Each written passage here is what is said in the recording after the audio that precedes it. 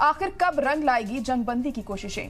जंगबंदी की तजवीज का क्या होगा? हमास और इजराइल के बीच समझौते की कोशिश तेज हो चुकी है। कतर पहुंचे अमेरिकी वजीर खारजा एंटनी ब्लिंकन। तो बड़ी खबर इस वक्त आपको बता रहे हैं, वजीर आजम शेख मोहम्मद अल सानी से मुलाकात हुई है उनकी।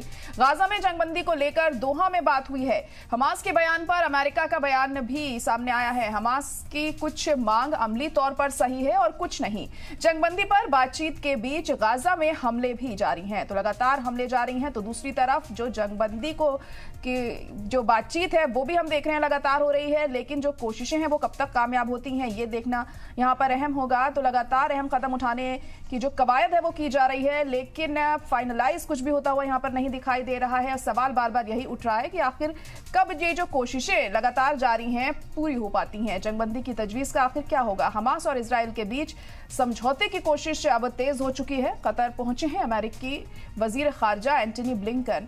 वजीर आजम शेख मोहम्मद अल सानी से मुलाकात की है उन्होंने, और गाजा में जंगबंदी को लेकर दोहा में भी बात हुई है। हमास के बयान पर अमेरिका का बयान भी सामने आया है और उनका ये कहना है कि हमास की कुछ मांग अमली तौर पर तो सही है लेकिन कुछ नहीं है।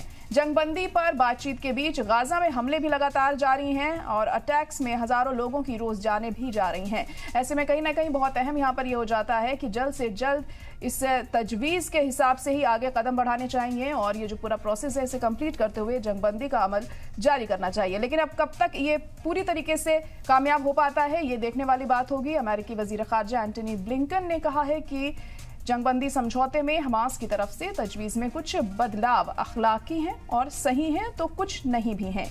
ब्लिंकन ने गाजा में जंगबंदी विराम और बंधकों की रिहाई के लिए अमेरिकी नई तजवीज को कामयाब बनाने के लिए कतर पहुंचे। ब्लिंकन ने दोहा में कतर के वजीर आजम शेख मोहम्मद अल सानी से भी मुलाकात की। मुलाकात के बाद कतर के वजीर आजम ने कहा कि इजराइल और हमास दोनों का बर्ताव जंगबंदी की कोशिशों के मुताबिक है। हालांकि वजीर आजम ने यकीन दिलाया है कि गाजा में जंग का खात्मा बहुत जरूरी है और यही हमारा मकसद है। अमेरिका का कहना है कि वह जंगबंदी की तजवीज पर हमास के जवाब का हिसाब कर रहा है। हमास ने इससे पहले तजवीज पर जवाब दिया था। हमास की तरफ से कहा गया है कि इस तजवीज पर उसका जवाब मुस्बत है और इजराइल के साथ समझौते तक पहुंचने का रास्ता वो खोलता है। हालांकि इस तजवीज पर गैर यकीनी अभी भी बनी हुई है। हमास और इजराइल ने अभी तक इस तजवीज को बाज़ाब्ता तौर पर मंजूर नहीं किया है और कुछ बदलाव की भी मांग की गई है। वहीं बेंजामिन नेतन्याहू की सरकार की तरफ से कोई तबसरा नहीं किया गया है। अमेरिकी कौमी सलामती के सलाहकार जैक सुलिवन ने कहा है कि हमास की कई मांगे जो थी इस दौरान वो मामूली थी और काबिल एतराज नहीं थी, जबकि दीगर मांगे यूएनएससी की तजवीज में बयान की गई मांगों से काफी अलग हैं। अमेरिका, मिस्र और कतर हमास और इजराइल के बीच सालिसी कर रहे हैं। गाजा में बीते 8 महीने से लगातार शदीद जंग जारी है और गाजा के वजारत सेहत के मुताबिक जंग शुरू होने के बाद से अब तक 36,000 से ज्यादा फलस्तीनी शहरियों की जान जा चुकी है। इसी बीच जंगबंदी की तजवीज पर बातचीत भी चल रही है, लेकिन गाजा में इजरायली हमले का सिलसिला अब तक नहीं रुका है। अब तक थमने का ये नाम नहीं ले रहा है, मगर जंगबंदी को लेकर कोशिशों का जो दौर है वो लगातार जारी है। लेकिन कब तक ये कोशिशें कामयाब होती हैं इस पर सबकी नजरें टिकी रहेंगी। और अमेरिका ने हालांकि इस बात की मंजूरी तो दे दी है, और क्योंकि ये जो तजवीज भी थी वो अमेरिका की तरफ से ही पेश की गई थी यूएनएससी में, और इसे मंजूरी भी वहां पर मिल गई है। लेकिन अब आगे की जो कवायद है वो किस तरह से पूरी की जाती है ये देखना यहाँ पर अहम होगा।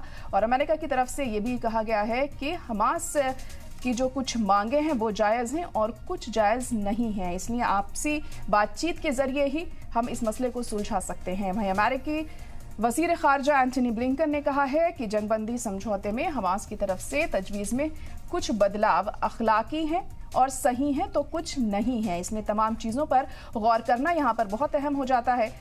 ब्लिंकन गाजा में जंगबंदी विराम और बंधकों की रिहाई के लिए अमेरिका की नई तजवीज को कामयाब बनाने के लिए कतर पहुंचे हैं।